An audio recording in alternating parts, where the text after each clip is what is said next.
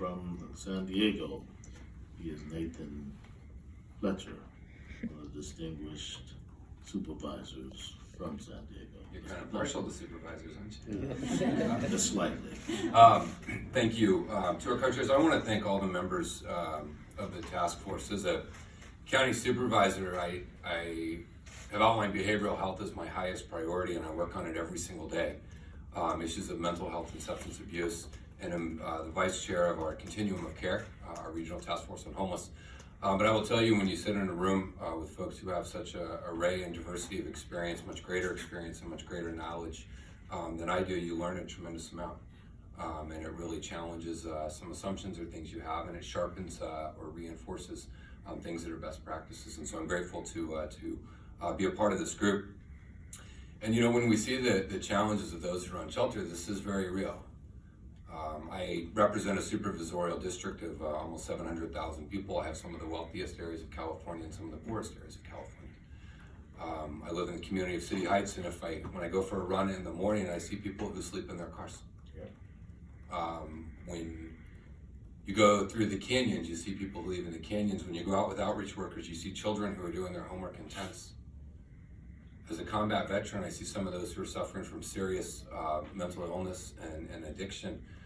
And that could be me. It could be my child, it could be my parent, it could be my brother, because it's someone's parent, it's someone's child, and it's someone's brother. And so I think the starting point, I know that so many people who care about this cause, is that these are humans that are no different from the rest of us, and there is some sense of obligation we have to one another in a society that we have to take action to try and help, because we are all in this together, and we all in some way responsible for each other. I think the root cause has been talked about. It's the issue of poverty. The simple reality is people don't make enough money to afford to live. And when you have a society where in parts of the state, and I would be in that 10% where the housing is not possible, you know, there's a lot of complicated variety of issues that bring it. But you have people who work full-time, who live in their car, because a full-time wage is often not enough to afford the rent or the increasing rent. And so tackling issues of wages and income inequality, along with the cost of housing and the supply of affordable housing, is the only way to stop the systemic cycle that we find ourselves in. And we know that we have more than 100,000 folks who are homeless right now, and we have a variety of recommendations in this report to help get those folks off the street, hopefully quickly, because we know the compounding severity that comes with an increase in trauma and danger of addiction and other health factors from being homeless, and we have to address those. And we know the reality is if you only do that, you can see instances where you're spending billions of dollars to get people off the streets and not equal to the number of new people who become homeless, which does nothing to help the problem and actually compounds it.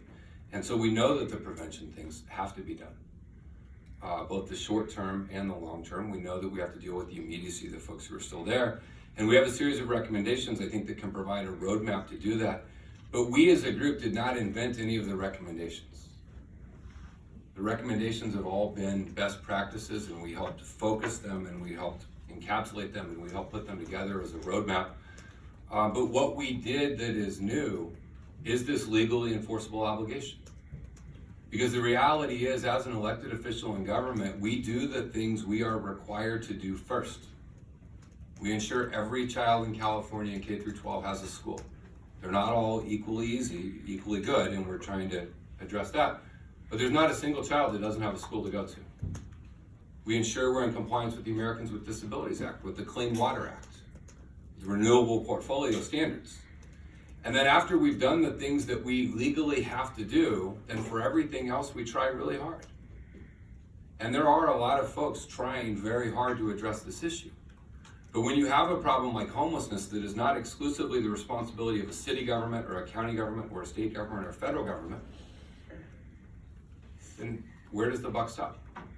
And so absent a legally enforceable obligation, I believe people will continue to try very hard. In some areas we'll do it a little bit better than others, but I don't believe that we will address the underlying problems or we will see substantive progress. A legally enforceable obligation will sharpen focus, it will enhance a bias towards action, and it will elevate this on the list of priorities. A year ago, I was sworn in as a supervisor, and one of the first actions we took was to take 9 acres of county land in the heart of the urban core of the city of San Diego, across a canyon from UC San Diego Hospital, a quarter of a mile from Scripps Mercy Hospital. Ideal land for behavioral health, mental health, permanent supportive drug treatment services. But that land had been designated to build luxury condos. And we canceled that RFP and we redesignated and reallocated that land. But those are the types of decisions that will be much easier and will be much more frequent if this is something we have to do. And so I think this is the cornerstone of this group. I think that a legally enforceable obligation will force all jurisdictions to address the underlying problem, which is poverty and prevention. It won't be enough to buy your way through with putting up a number of shelters to make the public think you're taking action. You will actually have to find a way to tackle the underlying problems. I think it will help avoid the danger that although this issue is top of mind right now, it's top of mind because the problem got so severe that a lot of folks who normally don't see this had to see it. And when those folks had to see it, then they said you have to do something about it. But if we address 40% of the problem, it might not be top of mind anymore. And if we address it temporarily in non-substantive ways, then the pressure might be off and people might lose focus and move on to the next pressing issue. A legal enforceable obligation will require you to solve it. And then the third thing I think this is important is to ensure that if we do this, that a future generation 10 or 20 years from now doesn't inherit a problem. We have a tendency to address a problem, to solve it, to move on to other issues, and then sometimes they pop back up. And for all of those reasons, I am most proud that this group came together through some rigorous debate and passionate discussion to settle on this as a course of action with a roadmap and best practices to get there. And I'll close my last thing by saying I'm generally and often not a fan of task forces. They tend to be entities that we create when we probably know what we should do, but we don't want to do it. And so it just buys us some time and kind of delays it. And oftentimes task force reports are overly broad generalizations or value statement that don't mean anything. This one does. Now it's just a recommendation. The true validity of our work will be if we're able to put something together and go to the voters and have success. But this is something that is new.